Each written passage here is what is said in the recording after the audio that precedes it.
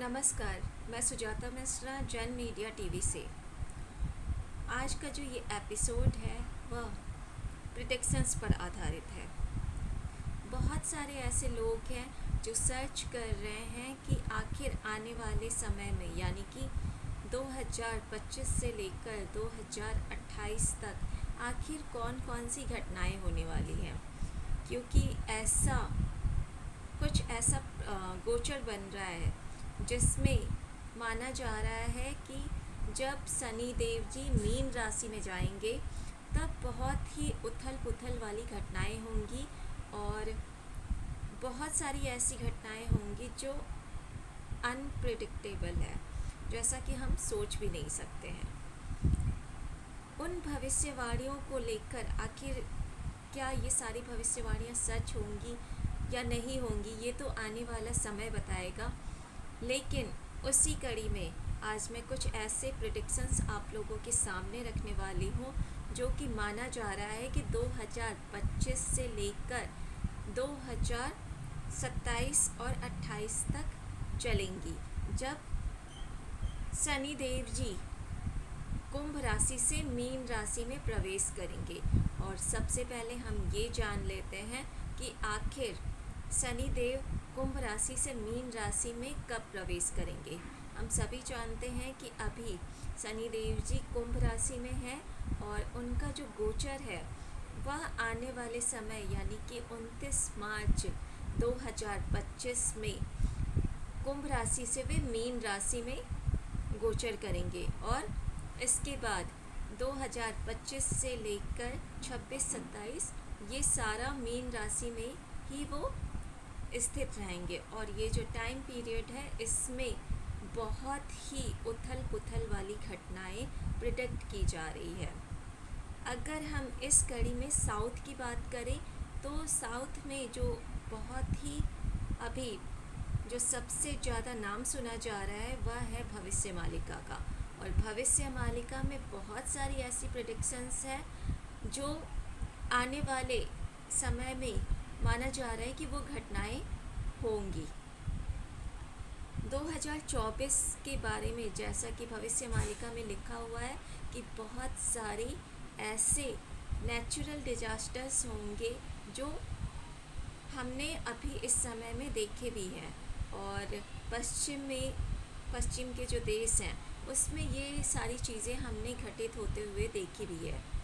अब हम जानना चाहते हैं कि 2025 और 2027 में जब मीन राशि में शनि देव जी स्थित होंगे, उनका गोचर है, तब कौन कौन सी भविष्यवाणियाँ भविष्य मालिका में वर्णित है और उनके बारे में ये पूरी श्रृंखला आज मैं आप लोगों के सामने लेकर आई हूँ।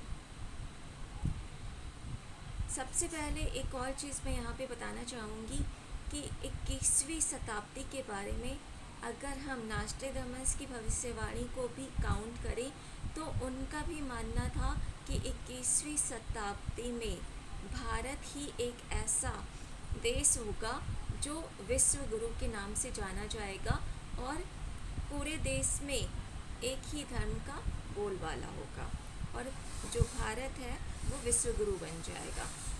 अब उसमें नास्ट्रेडमस जी की जो भविष्यवाणियाँ हैं वो भी छंदों में थी और उन्होंने इस भविष्यवाणी को उन्होंने लिखा हुआ था कि जो भी देश 3 तरफ से समुद्र से घिरा हुआ होगा वही देश विश्व गुरु बनेगा। तो इसी कड़ी में अगर हम बात करें जो नास्ट्रेडमस हैं वो भी 6 साल पुरानी उसी समकालीन समय की बात चल रही है जब अच्युतानंद जी ने अपने साथ उनके साथ 5 और मतलब उनको मिलाकर 5 सखा थे जिन्होंने एक पूरी माला तैयार की थी जिससे ग्रंथों की मालिका कहते हैं और भविष्य मालिका के नाम से आजकल वो जाना जा रहा है। भविष्य मालिका जो अच्युतानंद जी ने उसमें बहुत ही बड़ी भविष्यवाणियाँ की हुई है। आज उसी श्रृंखला में हम उन सारी चीज़ों को हम यहाँ पर आप लोगों को बताना चाहते हैं कि कुछ भविष्यवाणियाँ जो उन्होंने लिखी हुई थी वो सच हो गई है और पहले इसे इतना ज़्यादा गंभीरता से नहीं लिया जाता है था, लेकिन जब बद्रीनाथ में वहाँ पर जब फ्लड आया था और भीमशिला आकर गिरी हुई थी, तो ये भविष्यवाणी वहाँ पर भविष्य मालिका में अंकित थी, और ये सारी भविष्य मालिका में जो भविष्यवाणियाँ थी वो सही साबित होना स्टार्ट हुआ। तब जाके आगे की जो प्रेडिक्शंस थी उन सभी चीज़ों पर लोग अब सोचना और विचारना प्रारंभ कर चुके हैं। तो इसी कड़ी में कोरोना वायरस के बारे में, जहाँ पर माना जाता है कि उत्तर भारत के लोगों को इसके बारे में बिल्कुल भी जानकारी नहीं थी, वहीं दक्षिण भारत के लोग क्लेम करते हैं, उनका दावा है कि भविष्य मालिका में इसके बारे में पहले से लिखा हुआ था और उन्हें इसकी जानकारी थी। अब हम चलते हैं कि 2025 में 29 मार्च को 2025 में जब शनि देव मीन राशि में प्रवेश करेंगे, तब उसके बाद से कौन कौन सी घटनाएं शुरू हो जाएंगी। तो इस कड़ी में सबसे पहले हम इस कड़ी में लेते हैं कि उसमें लिखा हुआ है भविष्य मालिका में कि सोलर स्टॉर्म आएगा। तो 2025 के लिए ये भविष्यवाणी की गई है सबसे पहली कि सोलर स्टॉर्म होगा, और जिसकी वजह से पूरे भारत में, या फिर हम कहें कि पूरे विश्व में ही इंटरनेट बाधित हो जाएगा।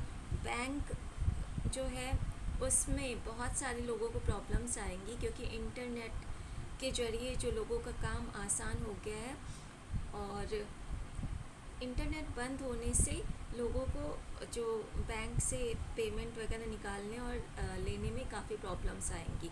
तो सबसे बड़ी भविष्यवाणी यही है कि 2025 को लेकर कि मीन राशि में जब शनिदेव गोचर करेंगे तो सोलर स्टॉर्म होगा, और उसकी वजह से नेट पर बहुत बड़ा इफ़ेक्ट होगा और इंटरनेट बंद हो जाएगा। लेकिन ये भविष्यवाणी ऐसी नहीं है कि इंटरनेट हमेशा के लिए बंद हो जाएगा, फिर से उससे रीसेट किया जाएगा और उसे फिर से स्टार्ट किया जाएगा, लेकिन कुछ समय के लिए इंटरनेट बाधित होगा, और ये भविष्यवाणी 2025 में होगी। इसके बाद जो दूसरी भविष्यवाणी है वह है कि खाद्यान्न की कमी हो जाएगी। किसान जो है वो खेती करना बंद कर देंगे। तो दूसरी भविष्यवाणी बहुत ही क्रूशियल सी दिखती है कि खाद्यान्न की वजह से लोगों को बहुत ही ज़्यादा प्रॉब्लम आएगी, और ऐसा तभी होगा जब शनिदेव मीन राशि में गोचर करेंगे, और उस समय किसान, जितने भी किसान हैं वो खेती करना बंद कर देंगे और हर जगह खाद्यान्न की कमी हो जाएगी। इसीलिए अभी के समय में देखा जा रहा है कि जो साउथ में जो लोग हैं वो स्टोर कर रहे हैं खाद्यान्न को, लेकिन आप कितना खाद्यान्न स्टोर कर पाओगे, क्योंकि खाद्यान्न ऐसी चीज़ है जिससे हमेशा के लिए स्टोर नहीं कर सकते हैं, वो कुछ टाइम के बाद वो ख़राब होना स्टार्ट हो जाते हैं। तो दूसरी भविष्यवाणी यही है। 2025 को लेकर जो तीसरी भविष्यवाणी है वह है एस्ट्रॉयड की। ऐसा मानना है कि पृथ्वी पर एक बहुत ही बड़ा एस्ट्रॉयड आकर गिरेगा, और जिसकी वजह से जो पृथ्वी है वो उसका जो रोटेशन है, या तो रोटेशन वो बहुत उसके रोटेशन पे प्रभाव पड़ेगा, और वो रोटेट करने में या तो वो विपरीत होगा या फिर और धीरे हो जाएगा। तो विपरीत का मतलब यही होता है कि जब आप किसी भी चीज़ का जो स्पीड होता है वो धीरे हो जाता है, तो हमें लगता है कि वो अपोजिट डायरेक्शन में घूम रही है। तो अभी के हिसाब से यही माना जा रहा है कि एस्ट्रॉयड के गिरने की वजह से जो पृथ्वी का जो रोटेशन है उस पर प्रभाव पड़ेगा। तो ये तीसरी भविष्यवाणी थी, और उसी श्रृंखला में अगर हम आगे चलते हैं तो जो चौथी भविष्यवाणी यह है कि पूरे जो अभी 2024 में जितने भी नेचुरल डिजास्टर्स हो रहे हैं, 2025 में और भी ज़्यादा भयंकर डिजास्टर्स आ जाएंगे। अभी की तुलना में वो और भी ज़्यादा उग्र रूप होगा। 2025 में ये सारी चीज़ें आपको देखने को मिलेंगी और ऐसा माना जा रहा है कि 2024 में जैसे जैसे टाइम हम दिसंबर की तरफ जाएंगे, उसके जो ट्रेलर्स हैं वो हमें दिखना प्रारंभ हो जाएंगे। जैसा कि हम पहले ही देख चुके हैं कि कई सारे भूकंप वगैरह, सुनामी वगैरह जो आ रहे हैं वो सारे हमें दिखे ही हैं, लेकिन 2025 में और भी ज़्यादा बढ़ जाएंगे। इसके बाद और भी जो भविष्यवाणियाँ हैं उसमें हम 5वें नंबर पे जाते हैं, तो उसमें लिखा हुआ है कि जो जंगली जानवर हैं वो जंगलों से निकलकर शहरों की तरफ आने लगेंगे। तो ये भी बहुत ही आप अभी भी देख सकते हैं कि कई जगह पर ऐसा हो भी चुका है और ये चीज़ें और दिन ब दिन बढ़ती जाएंगी। जो जानवर हैं वो शहरों की तरफ आने लगेंगे। इसके बाद हम बात करते हैं छठी भविष्यवाणी की। छठी भविष्यवाणी में जो मैं इंक्लूड करना चाहूँगी, हम अभी जैसे कि देख रहे हैं कि भारत के जो प्रधानमंत्री हैं नरेंद्र मोदी जी हैं और वो विवाहित हैं, लेकिन भविष्य मालिका में जो वर्णित भविष्यवाणी है कलयुग के अंतिम राजा की, तो उसके बारे में लिखा हुआ है कि कलयुग के जो अंतिम प्रधानमंत्री होंगे या राजा होंगे उनकी कोई भी संतान नहीं होगी, तो और वो एक योगी पुरुष होंगे। तो इसमें अगर हम मोदी जी की बात करते हैं तो ये उन पर भी सटीक लागू होती है, क्योंकि वो भी उन्होंने मैरिज तो किया, उनकी शादी हुई, लेकिन वो उनके कोई भी संतान नहीं है और वे उनका संतान नहीं है और वे योगी पुरुष की तरह जाने जा सकते हैं। लेकिन अगर हम बात करें कि हो सकता है आने वाले समय में उनकी जगह अगर कोई और प्रधानमंत्री बनता है, तो दूसरे नंबर पर उनका उत्तराधिकारी अगर देखा जाए तो योगी जी को लिया जाता है। और भविष्य मालिका में कई ऐसी भविष्यवाणियाँ हैं जिसमें जो नाम है वो कोडिंग के रूप में दिया जाता है। तो अगर हम उस नाम से बात करें तो योगी जो लिखा हुआ है योगी पुरुष होगा।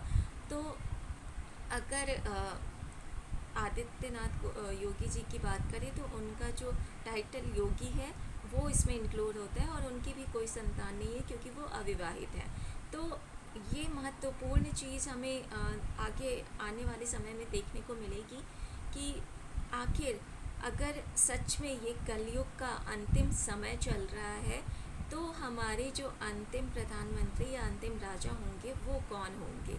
वो प्रधानमंत्री मोदी जी होंगे या फिर उनका उत्तराधिकारी वो योगी जी को चुनते हैं। इसी कड़ी में अगर हम बात करें कि जैसा कि अभी 2024 का जो चुनाव चल रहा है और बहुत ही अच्छे मतों से अगर प्रधानमंत्री जी तीसरी बार इस चुनाव को जीत जाते हैं तो प्रधानमंत्री के पद पर मोदी जी ही आएंगे।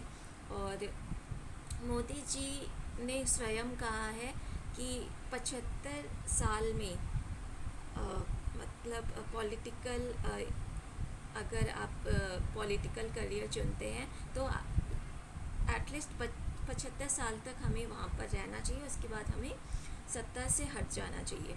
तो अगर ये चीज़ वो अपने ऊपर भी लागू करते हैं तो हम देखेंगे कि अभी जैसे कि वे 72 इयर्स के हैं, तो नियर अबाउट 2027 में वे 75 साल के हो जाएंगे। तो क्या वे अपना उत्तराधिकारी योगी जी को चुनेंगे? ये बहुत ही महत्वपूर्ण चीज़ है कि हो सकता है कि वे खुद से अपना जो पद है वो आदित्यनाथ योगी जी को दे और उन्हें ही शासन करने के लिए वहाँ पर भारत में गए। और ये भी पॉसिबल है कि हो सकता है वो पूरा कंटिन्यू करे। तो ये तो आने वाला समय ही बताएगा कि ये भविष्यवाणी कितना किस पर सटीक बैठती है। तो ये हमारे अंतिम प्रधानमंत्री के बारे में जो भविष्य मालिका में लिखा हुआ है उसकी ये भविष्यवाणी है। इसी कड़ी में अगर हम आगे चलते हैं तो लिखा हुआ है कि उड़ीसा के जो अंतिम राजा होंगे, उड़ीसा की बात कर रही हूँ मैं, उड़ीसा के जो अंतिम राजा होंगे वो बालक बुद्धि होंगे। तो ये भी देखने वाली बात होगी कि आखिर कौन होंगे उड़ीसा के ऐसे राजा जो कि बालक बुद्धि होंगे।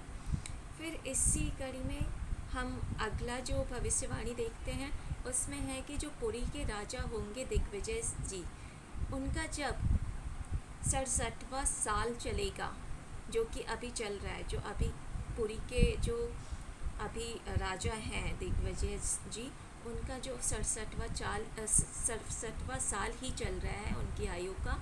और इन्हीं सब प्रिडिक्शंस को मद्देनज़र रख के ये माना जा रहा है कि जो चीज़ें चल रही हैं वो बिल्कुल कलयुग का जो एंड है वह उसी को दिखा रहा है।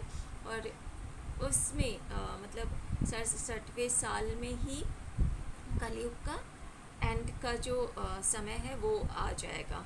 तो ये भी इसी समय की बात चल रही है। और ये माना जा रहा है कि मीन राशि में जब जाएंगे तो जगन्नाथपुरी में बहुत ही भयंकर हमला भी होगा मंदिर में। तो ये भी देखने वाली चीज़ है कि आगे आने वाले समय में जब शनि देव जी मीन राशि में जाएंगे तो क्या जगन्नाथपुरी टेम्पल जो वहाँ पर है वहाँ पर हमला होगा और वहाँ पर क्या होने वाला है, ये सारी चीज़ें हमें आगे देखने को मिलेगी। अब आगे हम इसी भविष्यवाणी को और भी आगे ले जाते हैं। तो इसमें लिखा हुआ है कि जगन्नाथपुरी में जो टेम्पल है उसमें जो उनका छत है वहाँ से बड़ी बड़ी शिलाएं पत्थर गिरेंगे। तो ये 5 बार ऑलरेडी गिर चुका है वहाँ पर पत्थर, और ऑलरेडी टोटल 7 बार गिरने हैं, जिसमें से 5 बार ऑलरेडी गिर चुका है और 2 बार और गिरना बाकी है। तो ये 2 बार जो और गिरना है वो क्या आने वाले समय में जब शनि देव जी को मीन में जाएंगे तब ये घटनाएं होंगी, वो आगे हमें देखने को मिलेंगी। इसके बाद हम अगर हम बात करते हैं 2027 में, तो माना जाता है कि जो भविष्य मालिका के अकॉर्डिंग विश्व का जो चौथा महायुद्ध है वो चल रहा है, वर्ल्ड वॉर 4 चल रहा है। जबकि अगर हम क्योंकि इसमें भविष्य मालिका के अनुसार हिंदू जो महायुद्ध है उसकी बात की गई है। एक सतयुग में हुआ था, इसके बाद फिर त्रेता युग में हुआ, फिर द्वापर में हुआ, और ये जो अब होगा कलयुग में उसे चौथा महायुद्ध माना जा रहा है। तो 2027 में ऐसा माना जा रहा है कि 13 इस्लामिक देश भारत पर चीन के साथ हमला करेंगे, और उस समय भारत के साथ कोई भी नहीं आ पाएगा, क्योंकि और भी जगह पे ऑलरेडी हम देख रहे हैं कि कई जगह पर युद्ध ऑलरेडी चल रहे हैं, और सभी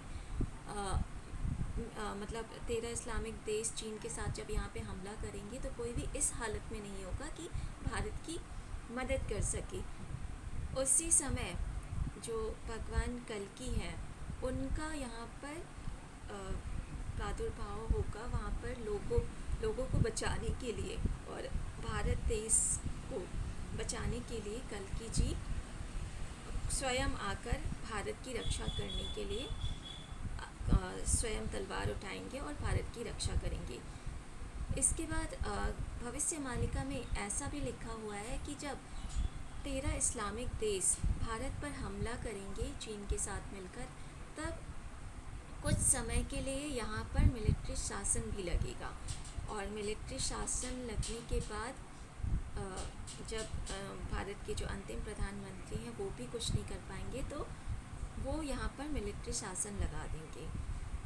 भविष्य मालिका की और भी बहुत सारी भविष्यवाणियाँ हैं, उसी के अंतर्गत ऐसा भी लिखा हुआ है कि जब शनि देव जी मीन राशि में प्रवेश करेंगे तो उस मतलब मीन राशि में गोचर के दौरान ही पूरे भारत में जो कि आंतरिक बवाल के नाम से हम इसे कर सकते हैं, आंतरिक बवाल होगा जो कि बांग्लादेश या बंगाल से स्टार्ट होगा, पश्चिम बंगाल से। और ये जो आंतरिक बवाल है वो वहाँ पर कुछ ऐसी नोआखाली जो राइट्स ऑलरेडी एक बार हो चुका है उसी टाइप की कुछ घटना फिर से होगी, और जिसकी वजह से त्रिपुरा, आसाम और मणिपुर जो भी सीमावर्ती इलाके हैं उन सभी में इसका बहुत ही व्यापक प्रभाव होगा। पश्चिम बंगाल से या फिर बांग्लादेश से ये जो आंतरिक बवाल है वो स्टार्ट होगा और ये सारा फैलते हुए पूरे भारत में आंतरिक बवाल का रूप ले लेगा। तो ये भविष्यवाणी भी बहुत ही महत्वपूर्ण है और इसके बारे में भी भविष्य मालिका में ऑलरेडी लिखा हुआ है। इसके बाद और भी अगर हम भविष्य मालिका की बात करें तो उत्तराखंड की अगर हम बात करते हैं तो उत्तराखंड के जो धाम है वो लुप्त हो जाएंगे। उत्तराखंड में बद्री धाम है, बद्रीनाथ धाम, और हम सभी जानते हैं कि वहाँ पर एक लैंडस्लाइड्स जो बहुत ही भयंकर हुआ था कुछ समय पहले, उसी का बहुत ही विभत्स रूप हम आगे चलने को, जब मीन राशि में जब शनिदेव जाएंगे तो उसमें वो पूरा धाम जो बद्री धाम है वो पूरा ही लुप्त हो जाएगा और बद्री धाम को वहाँ से शिफ्ट करना पड़ेगा और उससे हम वहाँ पर एक नया जो धाम है वो अपने आप उभर रहा है जिसे भविष्य बद्री के नाम से जाना जा रहा है। और आप उसके बारे में सर्च भी कर सकते हैं कि सच में वहाँ पे भविष्य बद्री के नाम से एक धाम उभर रहा है और बद्री धाम को वहाँ पर शिफ्ट कर दिया जाएगा, वहाँ पर रखा जाएगा, क्योंकि जो नर और नारायण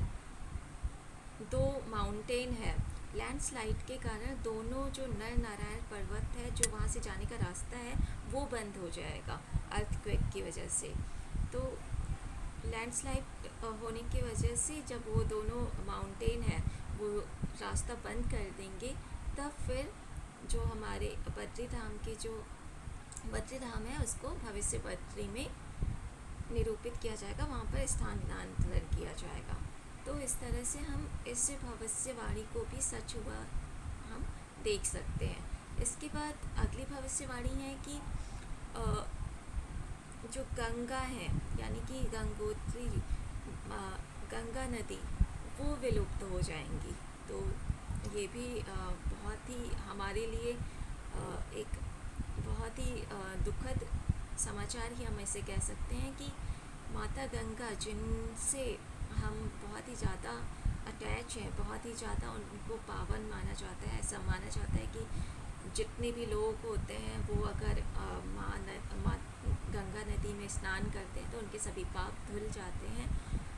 वो भी ऐसा माना जा रहा है कि जब शनिदेव मीन राशि में जाएंगे और उस जब तक वो मीन राशि में रहेंगे उसी के दौरान कुछ ऐसा होगा जिसकी वजह से माँ गंगा भी लुप्त हो जाएंगी।